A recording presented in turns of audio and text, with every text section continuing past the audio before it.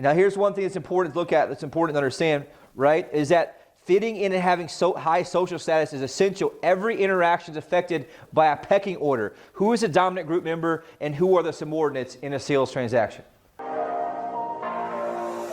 Hey, this is Blake Sloan. I've been selling real estate over 14 years. Our team of highly trained professionals, along with our unmatched marketing, has sold thousands of homes here in the Myrtle Beach area, and this is how we do it. Which is very, very important. It talks about status. And I was just going to read a couple things I think that are super important to look at that are a great reminder.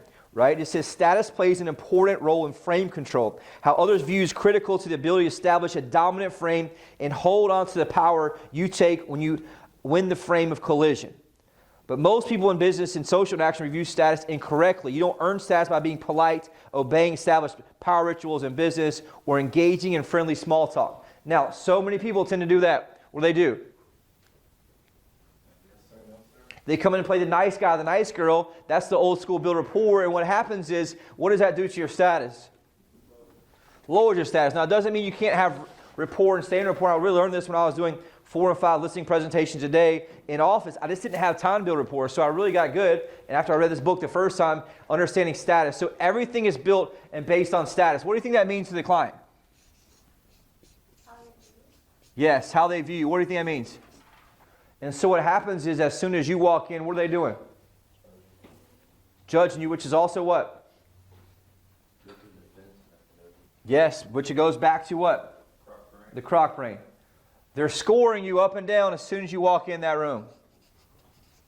So what I think a lot of people won't realize, and I want to cover, this is super basic, but it's important for us to go back and realize how much status plays in the role of interaction from a sales standpoint, especially something like real estate, which has a very high and long sales cycle and a high purchase price, which is very, very important.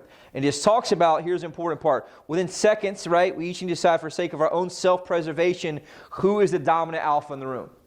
And this is what? This is just natural primal in terms of how people do that. And they're doing the same thing when you walk into that room. And so you can ask yourself your question, right? What type of status am I showing or giving off when I walk in? And this goes back to how I dress, how I look, how I operate, how my certainty operates, how my words are. Every little detail matters, and so you got to play the game to win in that scenario. And just talks about how humans do this, and it's really, really important to talk about. I talked about social status, right? But here's a key part. It's important because your social status is the platform for in which you must pitch. If you're pitching from a lower level platform or lower social status, your ability to persuade others will be diminished.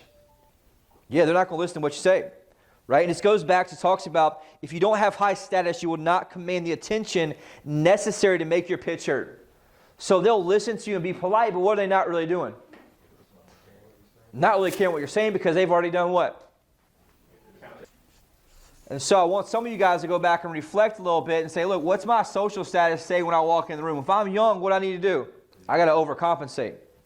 I can't be just coming in a collared shirt and some jeans and the pants, right? I got to make sure that I'm able to overcompensate for this in terms of what I'm doing in that scenario, especially if they don't know who you are in that piece, right? And that's the key part where here's it talks about too. The alpha enjoys most of the attention in the social interaction, even when he or she is not demanding it. When he or she makes a statement it's regarded as true and goes unchallenged. There's plenty of evidence that talks about how people follow the alpha without question. And they do these studies, it mentions here, where researchers set up tests where men dressed in high-status business suits would jaywalk across a busy street and when it's unsafe to cross. And what do you think happened? No. Lower status people follow them across. They would go to New York City, they'd dress them up in business suits, and they'd wait till it was dangerous to walk across. They walk across. People who were in lower status visually would do what? Subconsciously follow them across the street. Why? Because it's how the brain works and it can't help not to do so. And so it's important for us to understand how I play that game in that scenario, which talks about lower status pedestrians tend to follow the high status decoy into the danger zone, which is crazy. They tested on the flip side, they would not follow someone who dressed badly. The truth of how life works and how humans work, and it goes back to what we talked about in the previous page, which is what? The crocodile brain. And so I want to play the game where some of you guys are going into the situation already lost the game because of how you're showing up and how you look and how you dress. It's different if you've been doing it for 15, 20 years. They know who you are and things like that. It makes a massive, massive difference, right? And so when you take the high status position in the social interaction, you feel it and it's felt by your audience, aka the person you're going against, which is super important. That makes sense to you guys there? Which is very, very important piece. And so one way to do that, obviously, you want to talk about is you want to establish local star power. Way for us to do that for us here, obviously, is how you dress, how you look, bring them into the office. We'll talk about other frames you can set, but also you can do that through what? Some of your testimonials and reviews. If you drip that to your people before they come in, before you meet with them, now you're able to do what? Elevate your status to them, showing here's who I am, here's what I've done. Very, very, very important piece there overall in terms of what we're doing, but I just think it's important for us to do. And we also want to get good at owning. There's two types. First piece here is social status. That's how you stack up where? In society. They're judging you based on who this person is, what they do, how much money they make, all that stuff. There's that natural pecking order, which goes back to the croc brain and how people survive overall. The good news is for us, especially somebody brand new, there's this thing here called what? Situational status. The situation, what's going on, and it really comes down to two main things: knowledge and skill set. The example I gave last week was what? Heart surgeon, cardiac heart surgeon who makes tons and tons of money, holds a very what? High social status overall. But you put that heart surgeon or cardiac surgeon onto the golf course with a golf pro playing a game of golf, what happens? The game is changed. The golf pro takes over, and the golf pro status now raises above the social status. And overall, now what happens to the cardiac surgeon or the heart surgeon? They tend to do what? Listen or follow. But what? In order to do that, the golf pro has to do what? Demonstrate knowledge, skill set, and that they're very good at what they do. And so I want you all to play this game that really the first interaction with your client matters more than ever, because they're going to judge you based on the rest of the transaction, based on how you show up in their very first interaction. Are you on time, and are you sharp as a tack? Both looking-wise and also the way you act. Sharp as a tack matters on a very, very high level. And they're judging you through that entire piece, which is very, very, very important in terms of doing that. Right? It talks about here, this is crazy, I'm just talking about, I'll read this because it's so valuable. It says, the first impression we make on other person is based on that person's automatic calculation of our social value.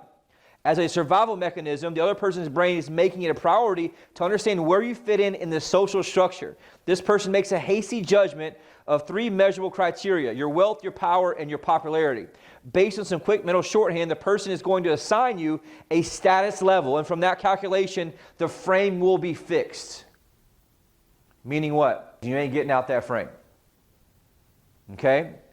Very, very important. That frame will be fixed. And here's the crazy part. The person will not necessarily even consciously think about this. The people jaywalking behind the man in the nice suit do not deliberately pause to consider his status or think about whether it meant he was likely to cross the street safely. They just automatically calculated his likely status and behaved accordingly.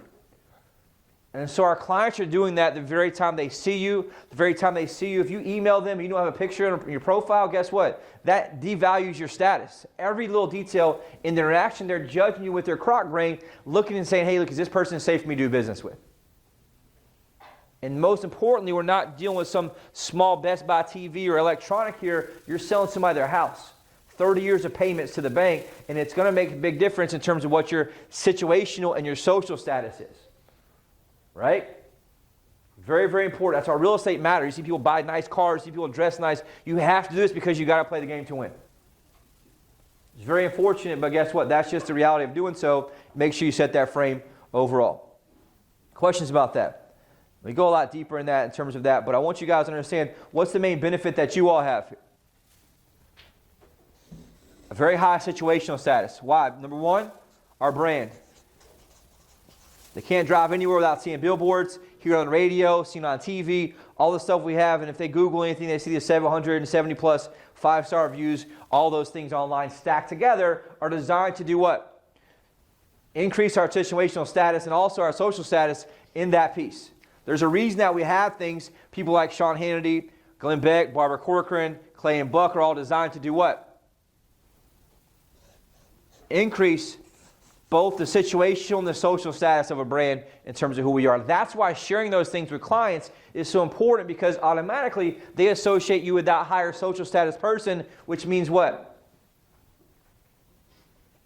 Your status is higher. Make sure you're playing that game overall. Also, knowledge.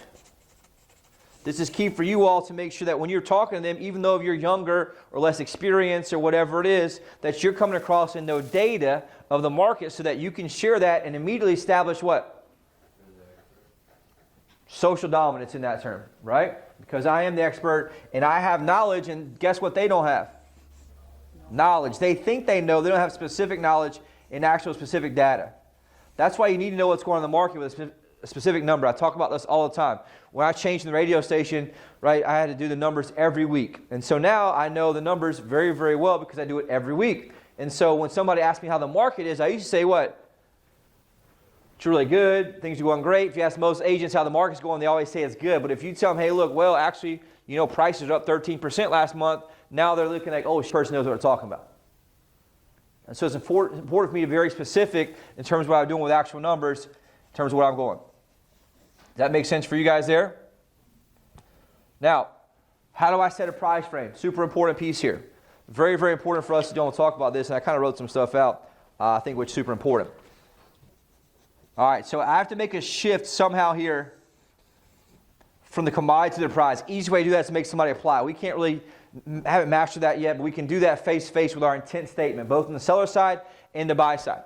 There's ways in the book, it talks about this all the time, but it's just something that we did a long time ago. This changed the game for me. It was done to me when I signed up, and I knew what he was doing, but I still couldn't get out of it. And he said, hey, look, if we go through the whole thing and I feel that you're a fit, I'll make an offer to you today. All I want from you is a simple yes or no. And we'll take your credit card today. That sound fair enough? Yes. Right? And so I knew the whole time I was the one that initially was qualifying him to spend at that time. I can't remember what it was. Now he's qualifying me for something that I was just qualifying him for. And so what did that do to all my power? Took it away. And now he owned the conversation for the rest of the meeting, ended up spending money because at the end, right, I felt like the whole conversation I was doing what? Trying to prove myself and chase the prize. And so it's important for us to make sure that you are absolutely using our intent statement every single time. What's the intent statement? Anybody know? Right? I'm going to learn about you, your situation, what's most important to you all in the process of selling your home, right, or buying, either one, right, depending on what side it is.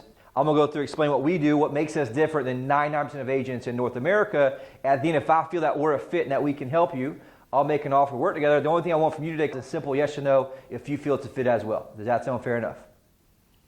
Now, what does that do there?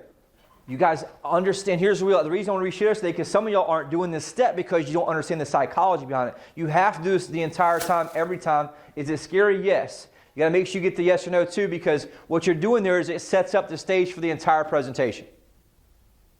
And now I'm qualifying them versus them qualifying me.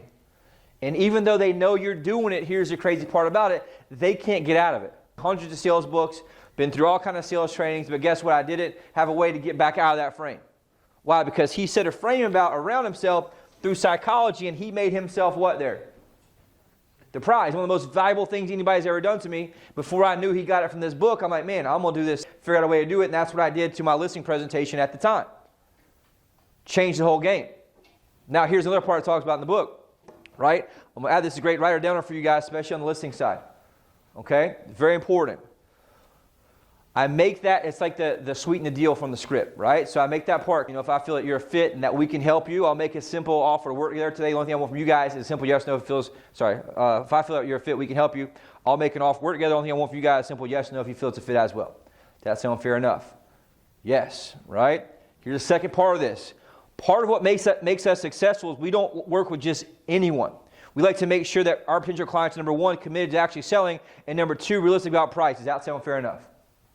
So now I'm double qualifying my seller, and guess what I'm qualifying my seller on? Realistic on price. And so now, what's he or she going to be doing the whole presentation? I don't want to be overpriced here because this person may not work with me.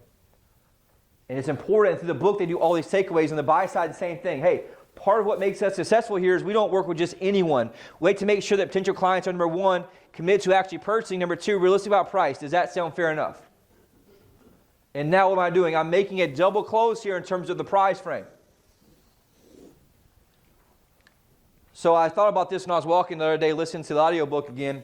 It just talks about how can I layer in price, and I'm pre-framing for what in the back end. I'm pre-planning and pre-framing to get the price done at the right price at the back end. Because now, not only are they qualifying, hey, for business, but what is you have to find a way to say, look, we don't do business with just anyone. In the book, they talk about a lot, especially what this guy does is he does huge deals to venture capital companies. So they do $400 million deals at a time. You're pitching against all these people. You have 15, 20 minutes to do it. And it's a lot of psychology and how it works. And so you have to find a way that says what? We don't work with just anyone. We don't work with just anyone. Super important. So I'm going to reframe and say it again. Hey, part of what makes us successful here is we don't work with just anyone. We like to make sure that our potential clients are, number one, committed to actually selling. Number two, realistic about price. Does that sound fair enough? Use the same exact script on the buy side. What is it? It's another form of what? Price framing here. It seems crazy, but it works over and over and over and over. And some of the examples they use in the book are very powerful. One it talks about here, they talk about this. Can you tell me a little bit about yourself? We are very selective in who we work with. This dude's qualifying me, and meanwhile they're doing what the whole time before that? They're thinking, hey, you got to pitch me and do a dog and pony show while you think you're the best. But when I say, look, hey, tell me this, can you tell me just a little bit about yourself? We're very selective on who we work with here. You got to be careful from a fair housing standpoint, but you can do that based on character. Obviously, they're going to be realistic about, purchasing, and obviously, are they committed to actually selling? And then what are they going to do the rest of the time if I do that? They're going to tell me how committed they are to actually selling or buying, and they're going to tell me they're realistic. They can't help it because it's what? It's built into human DNA because people want to be what? Accepted. And so by me doing that frame, it changes the game in terms of what I do. And so is it scary? Yes. It'll make you have butterflies a little bit? Yes. But you want to do this, and it changed the game. For me on the listing side, when I started doing that, it changed everything for me. The price frame is the window in which you see the world that allows you to see yourself as the prize. And once I do that, I have a social structure that allows me to say, look, I'm in high demand. You guys want to work with me, and people want to work with people who are high in demand. Okay, now all this doesn't work if I don't show up right, have the right pre-frame, have the right dress, the right system, right everything in terms of how I show up. It doesn't really matter.